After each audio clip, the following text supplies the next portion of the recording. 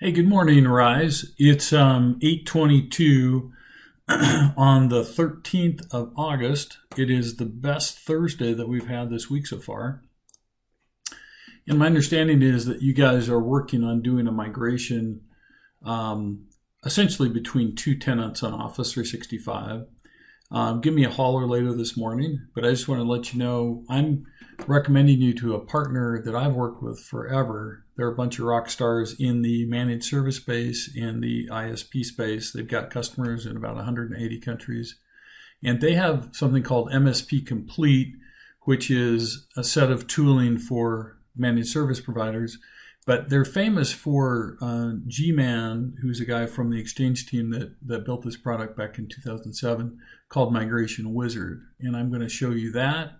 There is, by the way, if you go to bittitan.com and you look at top tips for Office 365 tenant and tenant migrations for coexistence. There's also coexistence and there's migration. You take a look at that slide. And it does require a license. These are typically, I think, about $15 a seat. I'm going to talk with Steve and the gang and see if we can introduce you to those guys. So we're going to create a project in Migration Wizard.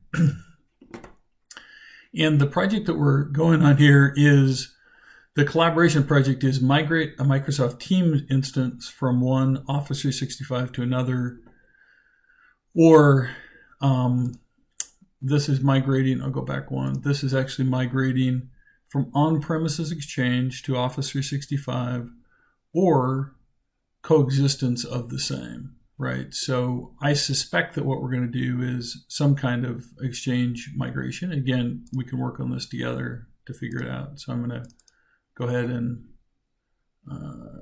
go look at our project information. We're going to create a new project here. Wait a second here. And need to get back to that.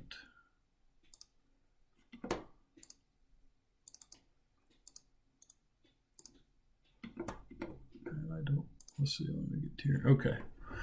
Did I do a migration project? Nope. Okay. So I'm going to go ahead and start migrating. I'm going to create a project. I'm going to do a hybrid project. I'm going to call this airband tutorial, and I'm going to create a new customer here. Now this is where and I'm not going to put this in the video because obviously that would be silly, but this is where we put in the email domain, your company name, your country, city, industry, etc. And then, and I'm going to go ahead and create a fake one here. So this is going to be at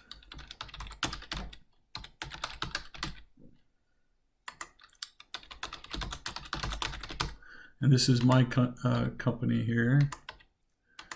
And you don't have to put the other optional stuff in. That's just marketing stuff for them.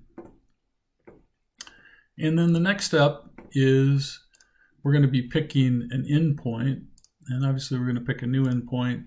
And this is going to be the endpoint. These are the credentials to establish connection to the tenant, right? And so I'm going to call this endpoint target Office or O365 1. Okay. And I'm going to add that. I'm going to go to the next step. And then we're going to add a different, okay, and this is the other tenant. So I'm going to say source endpoint O365. And then it will say what kind of endpoint. This would be where you're putting in the source domain. And then there's a couple of fix-up things that you do, and you would say go. So it's literally the sort of thing that we could do side by side, and we could actually test this without actually doing anything destructive here. My recommendation is we spend a little bit of time together with the folks from bittitan, and I can get hopefully Mr. Epps or one of the other product managers on the line, and we can chat with them this afternoon.